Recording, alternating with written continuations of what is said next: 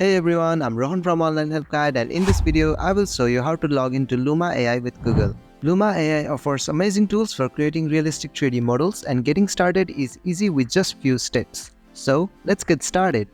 First, open the Luma AI app on your device. Then you will see two options, Continue with Google or Continue with Apple. Tap on Continue with Google. Then select the Google account you want to use for logging into Luma. Now you will be prompted to enter a username. Type in your desired username. Finally, you will be logged into Luma. You can now start creating impressive 3D artwork effortlessly. And that's how you can log into Luma AI with Google. Thanks for watching Online Help Guide. I hope this video was helpful. If it was, hit the like button and comment below if you have any questions or feedback.